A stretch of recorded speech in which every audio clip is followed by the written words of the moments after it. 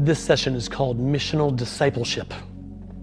Talking a lot about living on mission and being missional Christians, but we also must remember that the ultimate goal is to become like Jesus and to live like Jesus. Okay, there's a growing and maturing that's expected in the discipleship process of making disciples who mature to make more disciples. So again, what do we learn from Jesus?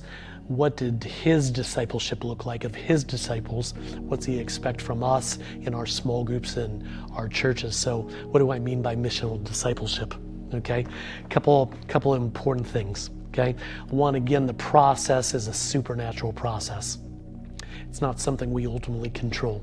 There are some things we need to do to be faithful and obedient, and we need to practice, but it's a supernatural process that needs the Spirit involved in changing people's hearts and convicting and reminding and encouraging and teaching and doing all the things that the Bible tells us that the Spirit does, okay? So prayer and the supernatural is a big part of this missional discipleship.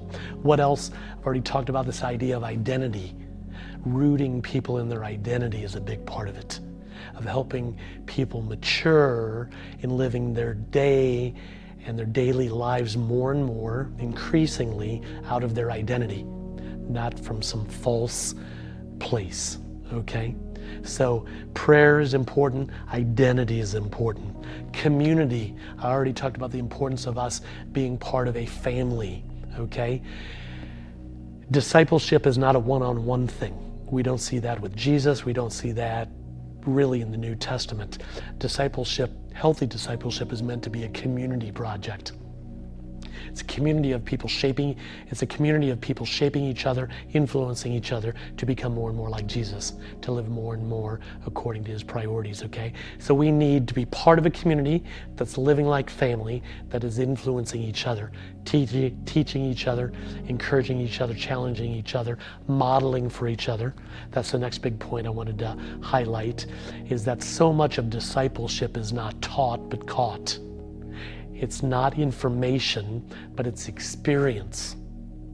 We need to see what it looks like to love people and serve people and sacrifice for people and speak truth to people and encourage people and extend grace to people and forgive people. It needs to be modeled in a community, but then also needs to be experienced.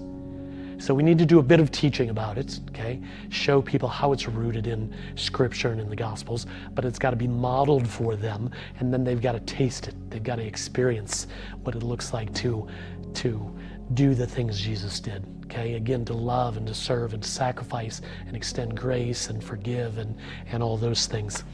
So you can see, if we're going to make disciples in this way, it's going to take time.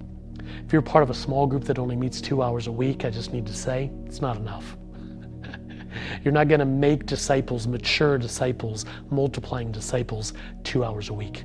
It's not possible.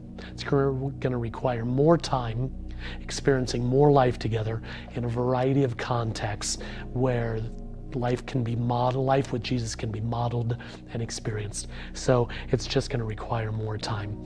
And then I called this missional discipleship because it has to happen in the context of mission, of course. It's got to be out as we're loving lost people and serving lost people and getting to know people that are hard to love, honestly, that are different than us, believe different things, live different ways.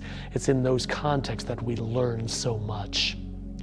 We learn to love by loving hard to love people. So missional discipleship happens in the context of mission. Again, Jesus, 80% of his time was in the context of mission. He was with his disciples, with lost people, 80% of the time. So we need to be with our disciples and with our small groups much more than we currently are, okay? So with your small group, discuss it, pray about it, make a plan.